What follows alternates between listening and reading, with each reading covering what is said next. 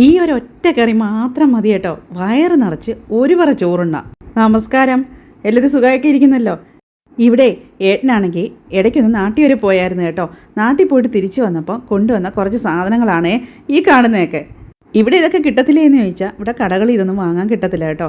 അങ്ങനെ വരുമ്പോൾ ഇത് നമുക്ക് കഴിക്കണമെന്നൊരു കൊതിയൊക്കെ വരുമല്ലോ, അതിന് വേണ്ടിയിട്ട് നാട്ടിൽ നിന്ന് കൊണ്ടുവന്നതാണ്. താരം വേറൊന്നുമല്ല, നമ്മുടെ മത്തേല തന്നെ. നാട്ടിലൊക്കെ സുലഭമായി കിട്ടും, പക്ഷേ ഇവിടെ അങ്ങനെ കിട്ടാൻ വലിയ പാടാണ്. മത്തേലയുടെ കൂടെ കുറച്ച് പയർ ഇട്ട് വെക്കാനാണേ. കുറച്ച് നേരം വെള്ളത്തിൽ കുതിർത്ത് വെച്ചിട്ട് പയർ കുക്കറിലോട്ടിട്ട് വിസിൽ ചെയ്യിപ്പിക്കുക. പിന്നെ ഇല നമ്മൾ നന്നായിട്ട് കഴുകി അങ്ങ് എടുത്തിട്ടുണ്ട്. അത് കഴിഞ്ഞിട്ട് പിന്നെ ഇതിൻ്റെ പുറത്തൊരു അരം പോലുണ്ടേ, അത് കളയാനായിട്ട് കയ്യിലിട്ടിങ്ങനെ തിരുമിയൊക്കെ എടുത്തു. അപ്പോഴത്തേക്ക് അതിൻ്റെ ആ ഒരു കട്ടിയൊക്കെ ഒന്ന് പോയിട്ടുണ്ട്. ഇനി നമുക്ക് ചെറുതായിട്ടങ്ങ് അരിഞ്ഞെടുക്കാം. ഇനി ഇതിൻ്റെ ഒരു അരപ്പ് വേണമല്ലോ.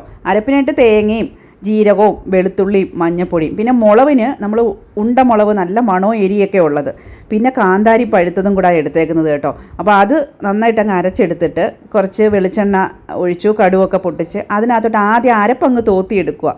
അതിന് ശേഷമാണ് ഞാൻ ഈ അരിഞ്ഞു വെച്ചേക്കുന്ന ഇലകൾ ഇടുന്നത്. ഇലയിട്ട് ഉപ്പും ഇട്ട് കുറച്ച് നേരം ഇങ്ങനെ നമ്മൾ തട്ടിപ്പൊത്തി ഇങ്ങനെ അടച്ച് വെക്കണം.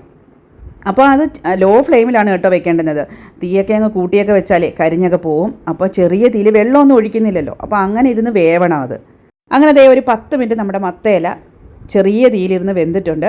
അതിനകത്തോട്ട് നമ്മൾ നേരത്തെ വേവിച്ച് വെച്ചിരുന്ന പയർ നന്നായി വെന്തതാണ് കേട്ടോ.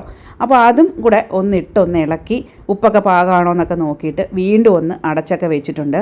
അത് കഴിഞ്ഞപ്പോഴത്തേക്ക് നമ്മുടെ തോരൻ റെഡി ആയിട്ടുണ്ട്.